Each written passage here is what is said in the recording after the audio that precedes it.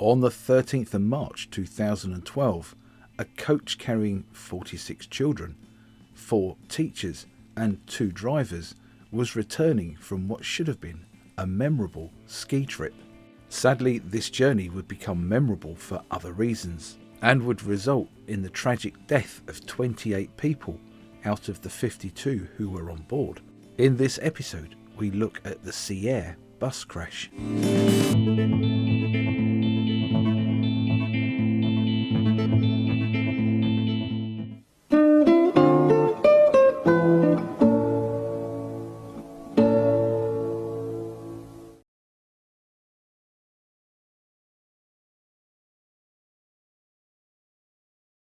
Hello and welcome. Now, every time I do one of these videos about an accident, I always state the obvious and say that coach travel is amongst one of the safest forms of transport that you can actually get. And the only real reason these accidents and incidents tend to hit the news is because of the sheer amount of people involved.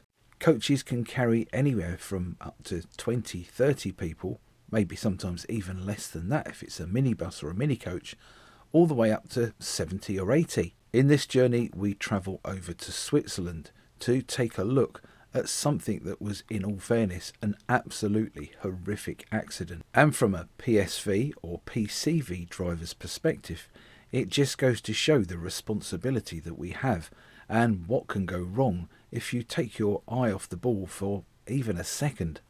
And this was a fairly recent incident, back to 2012. And coach bodies from that era are pretty similar to the coach bodies that are around now.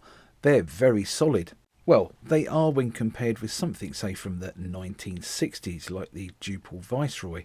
Now, I'm not just going to singularly pick on Duple bodywork, because most bodywork at that time was really rather flimsy. But in a future episode, we will be looking at the Dibbles Bridge coach crash, which featured a Duple-bodied coach. And to be fair, most people who will watch that video when it comes out will think, wow, at least we don't have coaches like that anymore. But here was a modern designed Van Hool coach that just absolutely disintegrated at the front end. Now again, from a bus driver's perspective, we've always been rather aware of how little protection there actually is at the front of our vehicles. And I suspect this is something that also troubles truck drivers, especially those who drive what's known as cabovers, shall we say, non-bonneted wagons with the engine underneath the cab or just slightly behind it, the sort that you see on Britain's motorways almost every day. On these vehicles there is no crumple zone, or if there is, the driver sits in it. It's all rather worrying because whilst they've made coaches an awful lot safer in the event of a rollover incident, there's still an awful lot lacking in the event of a front or rear end heavy collision. And just because this accident happened in Switzerland doesn't really mean that it couldn't happen here in the UK at some point. After all, we operate identical, if driven on the opposite side of the road, vehicles. The modern Van Hool coach, and I'm not totally sure what chassis sat underneath it, was operated by Top Tours, who were based in Aarschot in Belgium. The job the coach was on called for 3 vehicles, and they were transporting mostly Belgian school teachers and students from a skiing holiday that they'd had in Val-Annevier, this also being in Switzerland. Due to driving hours, the coach had made the journey down to the ski resort to pick them up the night before. The coach would be crewed by 2 drivers. One of these would be Geert Michaels, who was aged 34, and he would be partnered up with an older man. Witnesses would state that the drivers would have the sufficient overnight rest before commencing the return journey back with the children. The journey from the coach's base in Belgium would be around 841 kilometres, hence there being 2 drivers for the journey. This would probably take somewhere between 10 and 11 hours. There would be 4 teachers and 46 pupils on this coach, and they would come from St Lambertus School in Heverlee and Tusketska Primary School in Lommel. The coach would be travelling on the A9 motorway near Sierre in the southern canton of Valais, and all would be good for about 2 kilometres. The coach was being driven normally and wasn't speeding. Ahead of them would loom the Sierre tunnel. This had been opened in 1999 and would consist of 2 tunnels of 2,460 metres long. It would be a fairly short drive from the resort through to where the tunnel was, as this would be on the start of the journey, and Hirt Michaels was driving at this point of the journey. Inside the tunnel would be an emergency turnout area where vehicles could pull over if they required to due to mechanical problems, a little bit like you get on smart motorways. There would also be an emergency exit from the tunnel located here too. The coach would enter the tunnel and would find itself driving into this emergency turnout area. But instead of veering back onto the main carriageway, the coach would continue. The end of this lay-by would finish with a rather blunt concrete wall, the wall of the tunnel, which would step out to join the main carriageway. Now at this point there was no crash barrier or way of deflecting vehicles back onto the main carriageway. The coach would veer and slam into a curb before striking this concrete wall head on.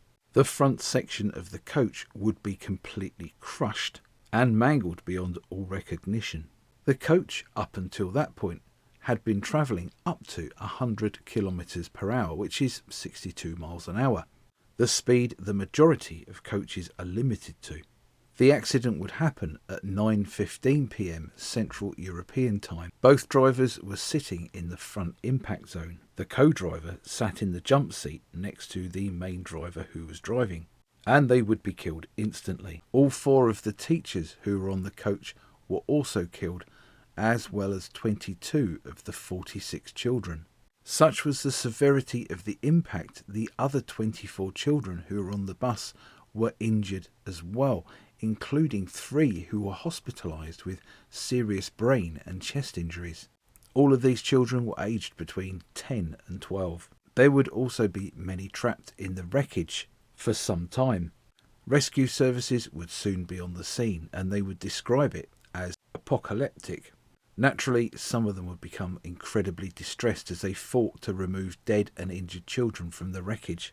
And I think it's fair to say at this point that these people, no matter what country they work in, first responders are amongst some of the most amazing people that you'll ever wish to meet. The sort of things they have to deal with and the sort of things they see that we shouldn't have to comprehend. And yet, there they are, they're doing it day in, day out. In my eyes, these are the true heroes of the world, not these prima donna footballers who trip over a blade of grass and roll around on the floor for ages, saying they've hurt their leg. Paramedics, nursing staff and doctors should be on the same sort of money that these footballers are on. But that's just me just going off on a tangent again.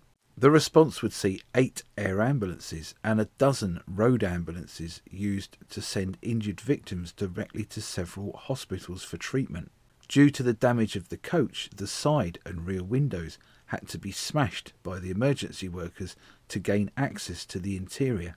Once the injured and the dead were removed from the coach, it would be towed away for forensic analysis. Here they would check things like the brakes to make sure that they were functioning correctly.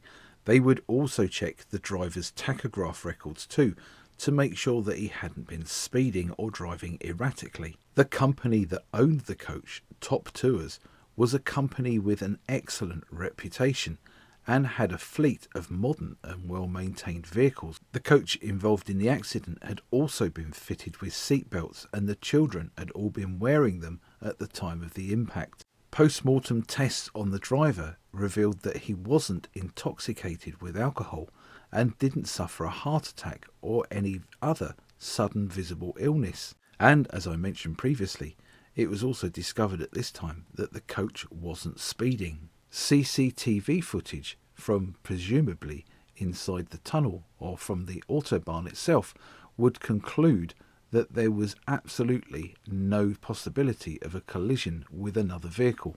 So what could cause such a horrific accident? Well, bizarrely, the exact cause of the crash has never been completely determined. Investigators would eventually conclude the driver of the coach would have made an error in handling it, but they couldn't elaborate as to the specifics of the error or why the driver made it.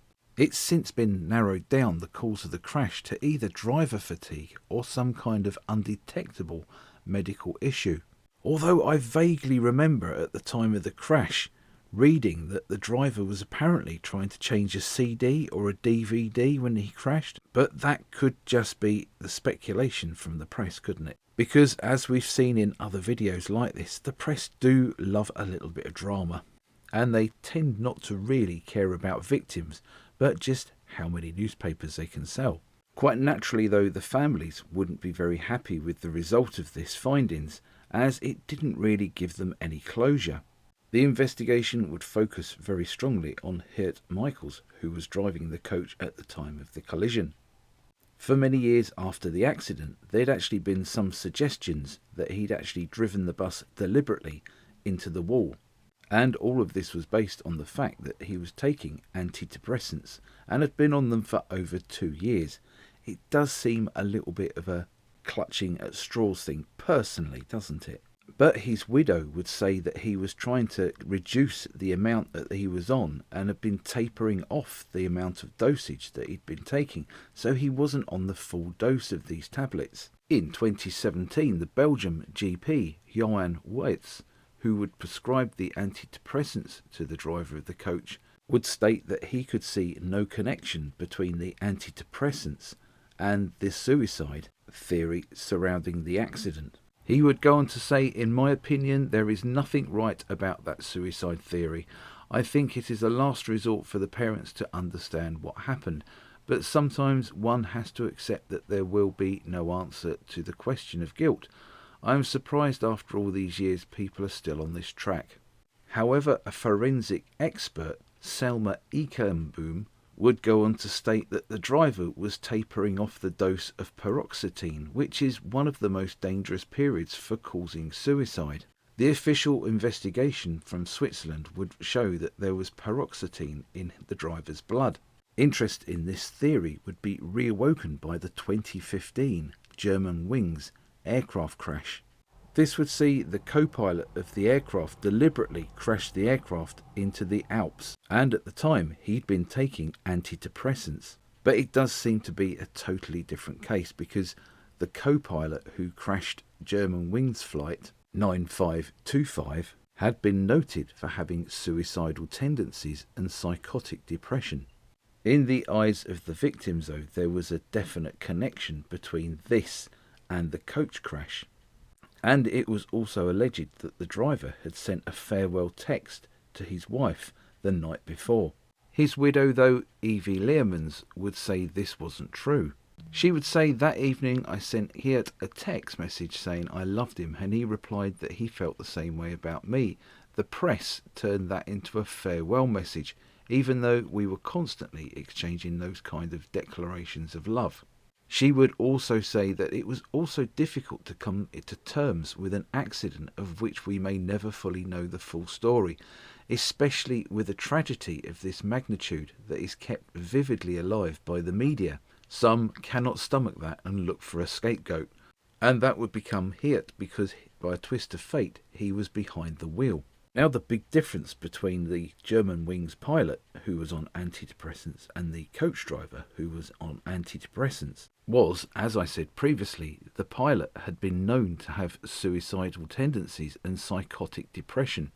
Sierre Michaels, the coach driver, was only taking antidepressants to help get him through the aftermath of a painful divorce, which had happened 2 years previously. Evie Leermans was his new wife, and they'd only just recently got married. They were making plans to throw a big party in the spring and were already thinking about starting a family. They'd also recently bought a motorhome and were going to travel around Europe in it. Sierre Michaels also had another job, and driving for Top Tours was his side job. He had actually planned to quit this job at the end of March, and he would be doing this for his new wife, as she wasn't happy at the fact that he was away so much at weekends, something that many of us that's done coach work, and probably those of you that do lorry driving, can potentially relate to. Personally, I don't think it's deliberate. I think it was just an accident. The coach went out of control and it just happened to be at the wrong place at the wrong time. Investigators would also point to the design of the turnout area as well, which ended abruptly in the concrete wall, stating that this contributed to the severity of the crash. A few days after the accident, on the 16th of March 2012, Belgium would declare a day of national mourning in memory of the 28 people who died in the crash. And this would see flags across the country being flown at half-mast and a minute's silence being observed. The mayor of Lommel, whose school had had 15 of its 22 pupils on the coach killed, as well as 2 of the teachers from that school aboard that coach killed, would announce a memorial service to be held the following week in the town, and this would be attended by the Belgian royal family and Prince Willem-Alexander and Maxima of the Netherlands. 3 years after the accident, there would be a memorial inaugurated to the victims. This would be located in the Auguste Piccard space in Sierre, directly above the tunnel, and would also feature a circle of trees.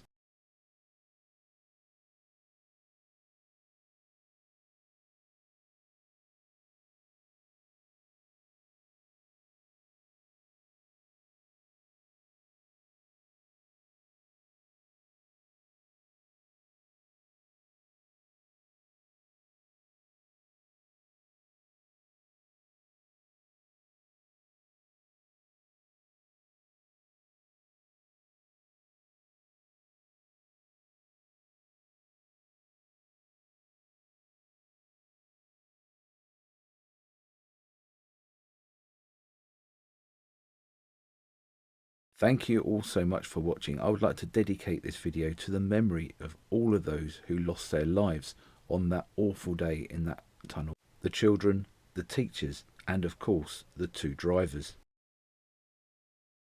But what do you think? What's your thoughts on this whole thing? I think anything where children are involved is an absolutely horrific accident, isn't it? It's such an awful thing to happen. It's almost incomprehensible, isn't it? And I don't think it matters what part of the world somebody comes from. If they're a bus or a coach driver, we're all really one big family and we can all relate to what goes on behind the wheel, can't we? If you enjoyed this video, please like, hype and share it. And don't forget to subscribe to the channel so that you don't miss other videos in this and my other series here on YouTube. If you would like to support the channel, you can always hit the super thanks button and follow the instructions from there. Once again, thank you so much for watching. Bye for now.